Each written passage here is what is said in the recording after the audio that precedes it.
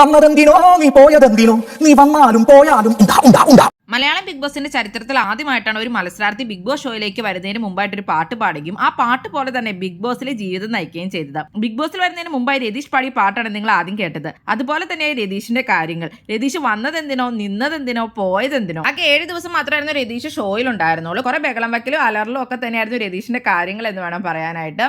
രതീഷിന് ഒരാഴ്ച കൊണ്ട് പ്രേക്ഷകരുടെ മനസ്സ് കീഴടക്കാൻ കഴിഞ്ഞില്ല. കുറച്ച് ദിവസങ്ങൾ കൂടി നിന്നിരുന്നെങ്കിൽ വെറുത്ത് അവസാനം കുട്ടിശങ്കരന് ഇഷ്ടമായി എന്ന് പറയുന്ന പോലെ ആയനെ കാര്യങ്ങൾ. ചിലപ്പോൾ രതീഷിന് ഒരുപാട് ഫാൻസ് ഉണ്ടായിരുന്നേനെ. പെട്ടെന്നുള്ള ഈ പോക്ക് രതീഷിന് ശരിക്കും തന്നെ ഒരു നഷ്ടം തന്നെ ആയിരിക്കും. രതീഷ് ഒട്ടും പ്രതീക്ഷ ഉണ്ടായിരുന്നില്ല ഇന്ന് പുറത്താകുമെന്നുള്ളത്. അങ്ങനെ ആദ്യത്തെ എവിഷനിൽ രതീഷ് പുറത്തായിരിക്കുകയാണ്. ബിഗ് ബോസ് ആണ് ഈ രതീഷിന്റെ ആ പാട്ട് ഇട്ടു കൊടുക്കുകയും ചെയ്തു. രതീഷും ആ പാട്ട് പറഞ്ഞുകൊണ്ട് തന്നെയാണ് പുറത്തു പോയത്. തന്റെ സ്വഭാവം ഇങ്ങനെയല്ലെന്നും ഞാൻ ഇതിലൊരു ചൊറിയൻ സ്വഭാവം എടുത്തതാണെന്നാണ് രതീഷ് ലാസ്റ്റ് പോവാൻ നേരത്ത് പറഞ്ഞത്. നിങ്ങൾക്ക് എന്താണ് തോന്നുന്നത്? വോട്ടിന്റെ ഒരു അടിസ്ഥാനത്തിൽ തന്നെ ആയിരിക്കുമോ ഇന്ന് രതീഷ് പുറത്തായിരിക്കുന്നത്? രതീഷിന് തന്നെ ആയിരിക്കുമോ വോട്ട് ഏറ്റവും കുറവ് സുരേഷിനെക്കാളും ഒക്കെ? നിങ്ങൾക്ക് എന്താണ് തോന്നുന്നത്? നിങ്ങളുടെ അഭിപ്രായങ്ങൾ കമന്റ് ബോക്സിൽ കമന്റ് ചെയ്യണേ. കൂടുതൽ ബിഗ് ബോസ് വീഡിയോകൾക്ക് ഈ ചാനൽ സബ്സ്ക്രൈബ് ചെയ്യണേ, സപ്പോർട്ട് ചെയ്യണേ. അടുത്തൊരു വീഡിയോയുമായി നമുക്ക് വീണ്ടും കാണാം.